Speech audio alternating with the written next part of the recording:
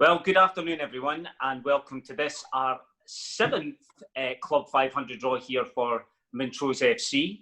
And as many of you will be aware, our main sponsor is Carnegie Fuels, and I am delighted to be joined this afternoon by one half of the duo, Rosie Carnegie. Woo! Hi Ross, how are you? I am fantastic, Rosie. It's lovely to see you. Thank you, thanks. It's good to see you too with your floppy hair. It is quite, we'll get on to that eventually, I'm sure. I was going to ask Rosie, first of all, what's the whole lockdown experience been like for yourself so far? Mixed, to be honest. Work-wise, we're classed as an essential service, so we've carried on throughout. Not going to say as normal, because it was far from it. We had obviously less staff working, a lot of them quite furloughed, and just trying to keep everyone safe. It was a worry, you know, everyone's been asked to stay at home, and we're asking our drivers to go out there and in amongst people, and yeah, just try to keep everyone as safe as possible, really. But some of the businesses that we supply to were closed, some remain closed, so yeah, it's got a knock-on effect with us, but yeah, you just do your best. That's all you can really do. It's interesting you talking about that, because a lot of people don't maybe consider the fact that owners of businesses feel that pressure of, you know, I'm worried about my workforce, I'm worried about sending them out there every day. You know, you don't really hear much about that. That's right, and it was, you know, they were all brilliant, they were all really good, all the staff were really good, but you do worry, you know, we were all worrying about what was going to happen, and, you know, thankfully, touch wood, no one in the business was affected at all. We've all been stayed really healthy, and it seems to be getting better. But I do think as well that it kind of forces you into, you know, take stock of things and maybe reflect on, you know, the other things in your business. So we have made some tricky decisions and implemented some changes, but I think, you know, we're still working hard and just doing the best we can. Yeah, and I think that's the other thing as well, is I suppose by the sounds of things for you guys, not a lot really changed in terms of your work at work most days. Yeah, at work every day as usual, and yeah, as I say, just really getting on with it. Yeah, and now, and what about the other side, which is obviously the side of being with your family and how that was? How was that experience? Yeah, really good. We got a new grandchild at the very start of lockdown. We got a new grandchild. So came. Yeah, he was like a bundle of joy and a welcome distraction, and amongst all the horrible things that were going on. But they made the decision quite quickly to come and move in with us. So we had them all living with us for 6 weeks, I think it was. So it was brilliant. We were able to lock down as a family unit, and we're really quite a close family anyway. So the thought of not being able to see them, I would have just been devastated. So yeah, we're really so much luckier than a lot of people, and I'm grateful for that. And we got through it with no fallouts and no divorces, so that's good.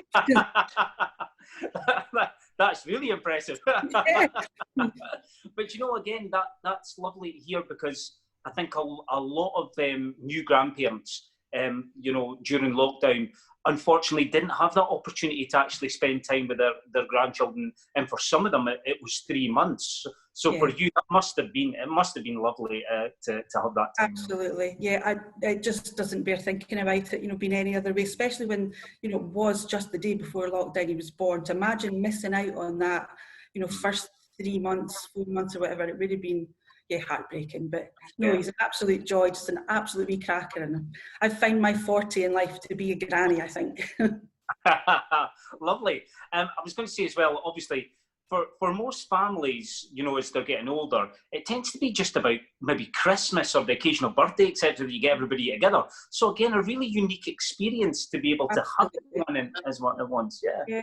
Family walks that would never have happened. The whole lot of us together, sitting down the table having tea, just doesn't happen enough, to be honest. And yeah, definitely luckier than a lot of people that we were able to do that as a family. Yeah, I think a lot of the players, when we were speaking to them at the beginning of lockdown, the thing that they really enjoyed was the more time that they were getting to spend with their kids. If they had them, their family, they realised just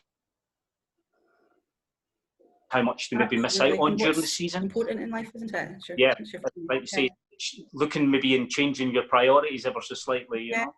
although I'm not 100% sure that's fully happened. Yeah. It's difficult. Now, the good news, of course, is that we're starting to gently move out of full lockdown and into various different phases. So now that we're into phase 3, is there anything in particular you're looking forward to doing, Rosie, that you haven't had a chance to do? Definitely getting my hair done. Haven't done that yet. I'm definitely looking forward to that one. Yeah. Yeah, as you can tell, I am also a predicament. Yeah, we're a week too early. We should have been next Saturday. Would have been looking brilliant. Do you know, you're right, because if I'm correct, you're getting your hair done on exactly the same day as me. Yeah. Which is, right. Yeah. If we'd done this next Saturday, we would have been looking resplendent. Exactly. Or maybe slightly better anyway. I feel sorry for Argyle because everybody's looking at him because he's got the same sort of hairstyle as me, and then looking at me and going, "This is pathetic." It's like, you know, trying to be 17 years old again. That's why I'm not sitting too close to the camera, so you can't see the grey. The grey hair. Maybe we should have a party on Friday to celebrate our new hairdos, Rosie. Good idea. Sounds like a plan. Well, before we get on to the draw, I'm just going to finish by saying, obviously, you're continuing your support and sponsorship of the club as our main sponsors, which we're extremely grateful for. Our other sponsors have followed suit, and this week we've been able to thank everyone for their continued support of the club through this very, very difficult time. And, you know, a small club like us really does depend on that. And I think if you look at what the Trust has been able to do over the last 3 months and working out of the football club, I think it just shows how important, you know, our club is to the community of pros. And I'd just like to say on behalf of the club, thank you very much to you and all the other sponsors who have continued to support us. I think it's a testament to the club that you know, the sponsors all want to stick by the club. You know, I think as with anything, it's the people behind the club that make the difference.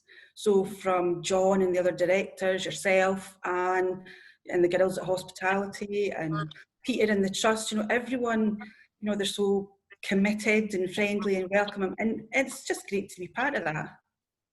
Do you know what? It's we always talk about being a wee family, and that really is what we are. And for me, it's been wonderful to be part of that family during these last 4 months, because as you say, some of the work that the guys have been doing there has just been tremendous. Absolutely. Okay, well, here we go, Rosie. The moment of truth. You're about to do the draw. So by the magic of TV, you're about to draw our number. So here we go. So this is for our first prize, which is £500.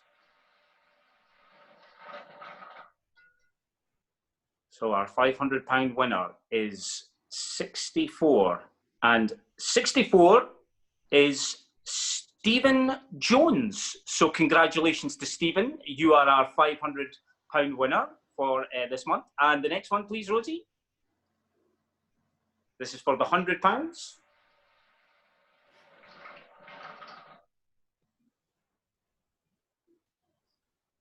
Is 104. And our £100 winner is Susan McLaughlin. So congratulations to Susan, who has won our £100 in this month's draw. Right, Rosie, thank you again for joining me this afternoon to do our draw. It's been absolutely lovely to see you. Lovely to know that you've got a new grandson in the family and you've been able to enjoy that. And I look very much forward to eventually getting to see you back at Links Park very soon. You too, Ross. Thanks for having me. Take care, man. Thank you.